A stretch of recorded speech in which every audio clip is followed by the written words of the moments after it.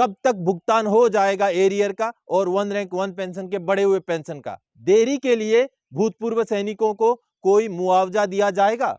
क्या उनको कोई कंपेंसेशन मिलेगा? जो जारी हुआ है, जो OROP 2 जारी हुआ है, उसके टेबल्स में जो विसंगतियां हैं उसको कब सही कर रही है सरकार?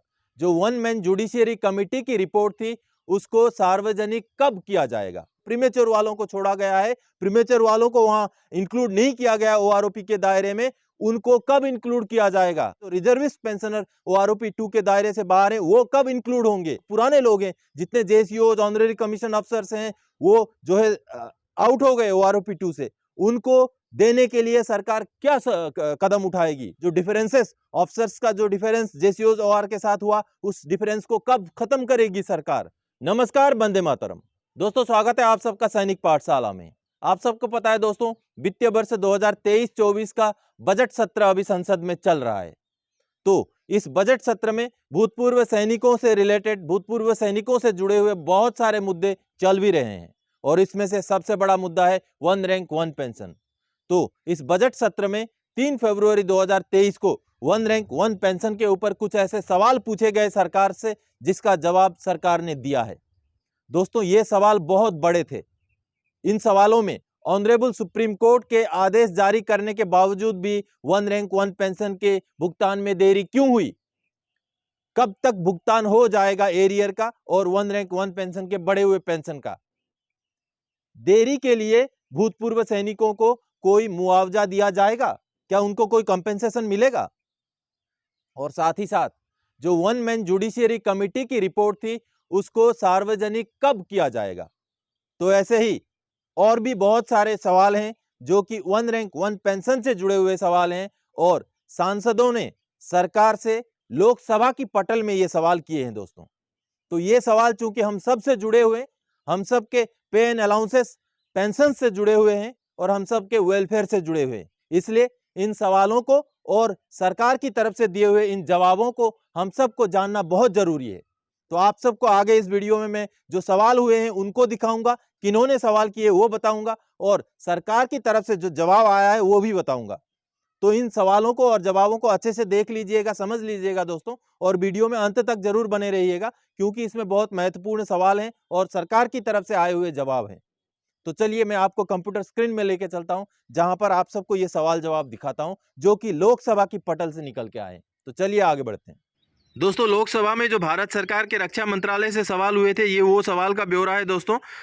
देख पा रहे हैं आप, 3 फरवरी 2023 का है, वन रैंक वन पेंशन से जुड़ा हुआ। जो सवाल करता थे श्री कोमती रेड्डी वेंकैया रेड्डी, श्री राजू राम कृष्ण राजू, श्री के सुब्बारायण और श्री मन्ने श्रीनिवास रेड्डी। और इसमें जो सवाल किया गया है, क्या रक्षा मंत्री यह बताने की कृपा करेंगे कि क्या सरकार ने one rank one pension OROP योजना के अंतर्गत सशस्त्र सेनाओं से सेवानिवृत्त लोगों और उनके परिवार के सदस्यों के लिए पेंशन संशोधन को अनुमोदित और कार्यान्वित किया है? यदि हाँ, तो तत्संबंधी ब्यौरा क्या है और इस संबंध में अब तक क्या प्रगति हुई है, और यदि नहीं तो इसके कारण? आगे फिर सवाल है, क्या सरकार द्वारा आज की तारीख तक मार्च 2022 में उच्चतम न्यायालय द्वारा उनकी पेंशन निर्धारित करने के और 15 जून 2022 तक राशि को भुगतान करने के लिए आदेश के बावजूद लगभग 25 लाख सैन्य पेंशन भोगियों के लिए वन रैंक वन पेंशन को लागू नहीं किया गया है? यदि हाँ, तो तत्संबंधी ब्यौरा क्या है और उन्हें पेंशन का भुगतान कब तक किया जाने की संभावना है, और यदि नहीं तो इसके कारण क्या है? दोस्तों, हालांकि सवाल ये बहुत ऐसे सवाल हैं जो कि अभी लागू हो जाने के बाद आए हैं, जो कि पहले ही आ जाने चाहिए थे ये सवाल। लेकिन चलिए, सवाल तो हुआ है और आगे सरकार ने जो जवाब दिया है इसके ऊपर वो मैं आपको समझाता हूं दोस्तों। देखिए अभी सरकार ने क्या जवाब दिया है, ये देखिए, आगे देखिए। अभी ये देखिए दोस्तों, उत्तर जो सरकार की तरफ से रक्षा राज्य मंत्री जो अजय भट्ट जी, उन्होंने कहा है क और ख के लिए सरकार ने सशस्त्र सेना के पेंशन भोगियों परिवार सदस्यों के लिए दिनांक 1 जुलाई 2014 से वन रैंक वन पेंशन के कार्यान्वयन के लिए 7 नवंबर 2015 के आदेश जारी किए हैं। दिनांक 1 जुलाई 2014 से लगभग 8 वर्षों के लिए कुल व्यय प्रतिवर्ष 7,123 करोड़ और दर पर लगभग 57,000 करोड़ रुपए खर्चा हुआ है। ग और घ के लिए सरकार ने रक्षा मंत्रालय के दिनांक 4 जनवरी 2023 के पत्र के मार्फत ओआरओपी के अंतर्गत दिनांक 1 जुलाई 2019 से सशस्त्र सेना के पेंशन भोगियों परिवार पेंशन भोगियों के लिए पेंशन के संशोधन का आदेश जारी कर दिया है। दिनांक 20 जनवरी 2023 को ओआरओपी के तहत प्रत्येक रैंक और प्रत्येक श्रेणी के लिए पेंशन तालिकाओं का साथ ब्यौरा निर्देश और जारी किए गए हैं। सशस्त्र सेना के पेंशन भोगियों परिवार पेंशन भोगियों को दिनांक 1 जुलाई 2019 से ओआरओपी के अंतर्गत संशोधित पेंशन भी आगे दिए जाएंगे। अगला वो सवाल है दोस्तों, जो कि उसी दिन के सवाल है, ये भी इसमें सबसे ज़्यादा इंपॉर्टेंट सवाल इसमें है वन रैंक वन पेंशन के ऊपर, जो कि श्री राजमोहन उन्नीथन जी ने किया है। ये तमिलनाडु के सांसद हैं। इन्होंने वन रैंक वन पेंशन के ऊपर पहले भी बहुत सारे सवाल किए थे। देखिए दोस्तों, क्या रक्षा मंत्री यह बताने की कृपा करेंगे, क्या सरकार ने माननीय उच्चतम न्यायालय के आदेश के अनुसार one rank one pension 2 OROP 2 को 15 दिसंबर 2022 से पहले कार्यान्वित कर दिया है? यदि हाँ तो तत्संबंधी ब्यौरा क्या है, और यदि नहीं तो इसके कारण क्या है? क्या पीसीडीए ने 1 जुलाई 2019 से अब तक की अवधि के लिए दूसरे ओआरओपी के कार्यान्वयन में हुई देरी के लिए पूर्व सैनिकों को मुआवजा देने पर विचार किया है, और यदि हाँ तो तत्संबंधी ब्यौरा क्या है? दोस्तों, ये बहुत बड़ा सवाल है। मुआवजा या तो फिर इंटरेस्ट, एरियर पर इंटरेस्ट की बात है यहाँ पर। क्या सरकार का विचार 1 जुलाई 2014 से कार्यान्वित ओआरओपी से संबंधित पूर्व सैनिकों की शिकायतों को देखने के लिए गठित ओएमजेसी की रिपोर्ट को सार्वजनिक करने का है, और यदि हाँ तो तत्संबंधी ब्यौरा क्या है, और यदि नहीं तो इसके कारण क्या है? यानी कि क्या जो वन मैन जुडिशियरी कमेटी का जो रिपोर्ट है उसको सरकार सार्वजनिक करने जा रही है? यहाँ पर इस सवाल में बहुत इंपॉर्टेंट सवाल है दोस्तों। एक तो मुआवजे के बारे में है, और दूसरा जो वन मैन जुडिशियल कमेटी के रिपोर्ट को सार्वजनिक करने के बारे में, जिसमें सरकार की तरफ से जो जवाब आया है, रक्षा राज्य मंत्री अजय भट्ट जी ने वो जवाब दिया। देखिए दोस्तों, सवाल नंबर क और ख के लिए माननीय उच्चतम न्यायालय ने दिनांक 16 मार्च 2022 के one rank one pension OROP के अपने आदेश को कार्यान्वित करने की अवधि दिनांक 15 मार्च 2023 तक का विस्तार प्रदान कर दिया, यानी कि एक्सटेंशन 15 मार्च तक हो गया।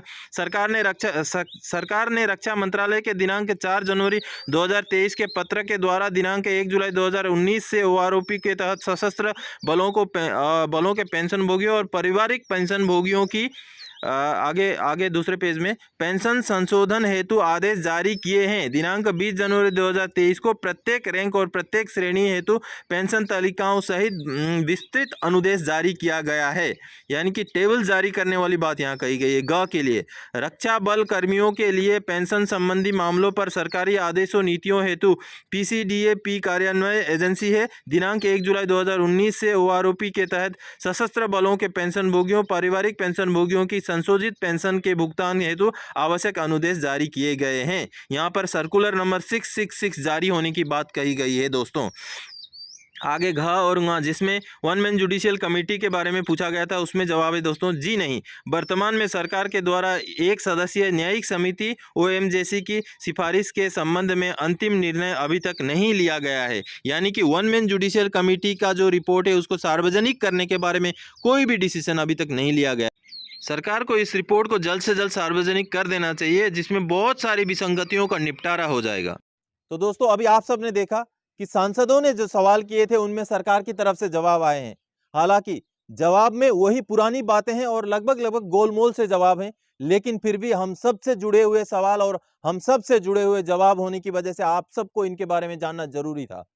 हालांकि इसमें और एक बहुत महत्वपूर्ण बात है, जब शीतकालीन सत्र चल रहा था, जिस समय में वन रैंक वन पेंशन का कोई अता पता नहीं था, कब जारी होगा, क्या होगा, आदेश पे आदेश, डेट पे डेट मिल रहे थे माननीय सुप्रीम कोर्ट से भी, उस समय किसी ने ऐसे सवाल नहीं किए सरकार से।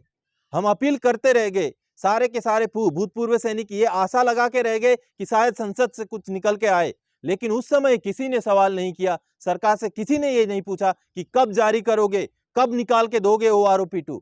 लेकिन अब जब जारी हो गया तब जा करके उसके ऊपर सवाल किए जा रहे हैं।